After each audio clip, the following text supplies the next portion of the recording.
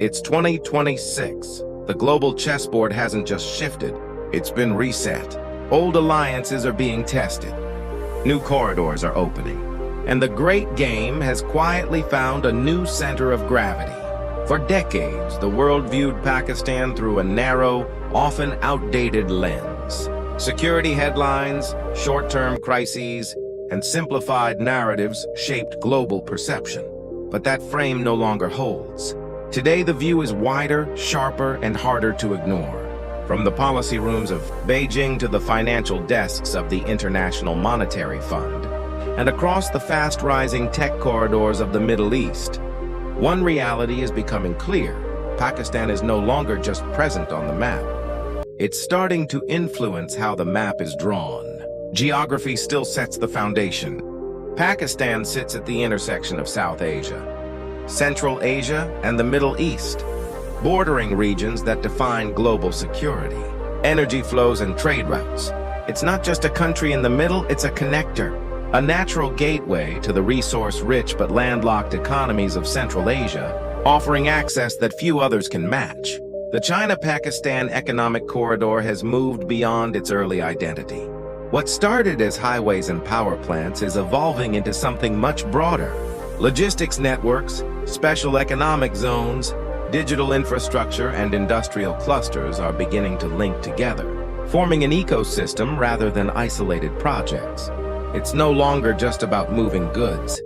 It's about moving data, energy, and value across borders.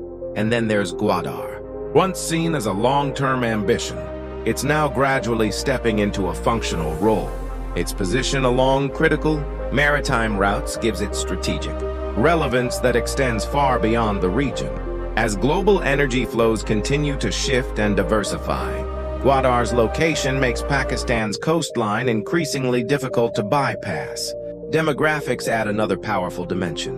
While much of the developed world is dealing with aging populations and shrinking workforces, Pakistan is moving in the opposite direction. With a median age under 25, it has one of the youngest populations globally. This isn't just a statistic, it's potential.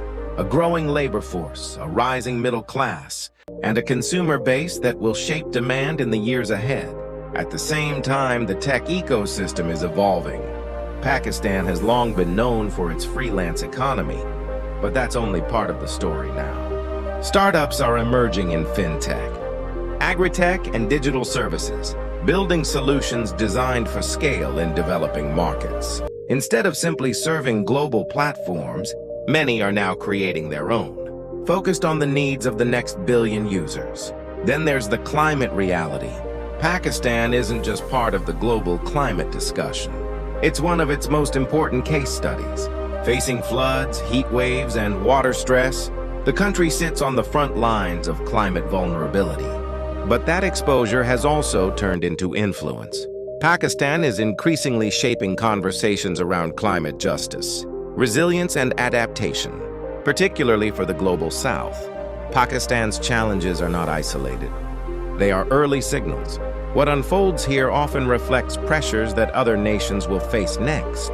Regionally, the stakes are just as high, from developments in Kabul to shifting dynamics across the Middle East, and the ongoing balancing act between Washington and Beijing. Pakistan occupies a unique diplomatic space. It remains one of the few countries capable of engaging across competing power centers. In a world that is becoming more fragmented, that ability matters more than ever. None of this removes the challenges. Economic pressures remain, political uncertainty continues to test stability, and security concerns still require constant attention. Digital economies are expanding. Regional alignments are evolving. And at the center of many of these changes is a country of over 250 million people that is increasingly shaping, not just reacting to, global trends. Pakistan is no longer a question mark. It's a variable that influences the equation. So the real question isn't why the world is watching. It's who truly understands what's unfolding and who's already too late to catch up.